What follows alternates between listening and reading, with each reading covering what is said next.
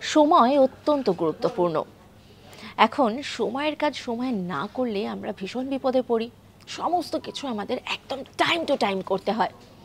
আর বাড়িতে ধরুন ঘড়ি থাকলো, মানে দেওয়াল ঘড়ি থাকলো, কিন্তু হাতে ঘড়িটা থাকলো না, তাহলে কিন্তু ভীষণ বিপদে পড়বো। যদিও ফোন রয়েছে, তবুও সবসময় তো ফোন দেখা সম্ভব হয় না। অনেক সময় হয় আমাদেরকে হাত ঘড়িটাই দেখতে হয়। কিন্তু এই হাত ঘড়িটা কে আবিষ্কার করেছিল সেটা কি জানেন? এবং তিনি কেন আবিষ্কার করেছিলেন?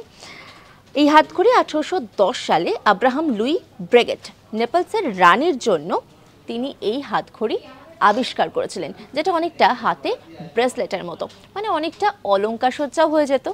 তাই তিনি ভীষণ পছন্দ করেছিলেন। কিন্তু তিনি হয়তো জানতেন না যে পরবর্তী সময়ে এই হাতঘড়ি আমাদের দৈনন্দিন জীবনে এতটা প্রয়োজনীয় হয়ে উঠবে।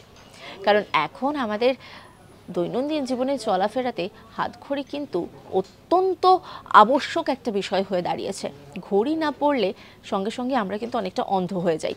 তখন ফোনের সহায় হই ঠিক কথা, কিন্তু সর্বত্র তো ফোন ব্যবহার করতে পারি না। এরকম নানা অজানা তথ্য রয়েছে আপনাদের জন্য, তার জন্য অবশ্যই নজর রাখুন আজ তাক বাংলার ইউটিউব স্ট্রিমিংয়ে।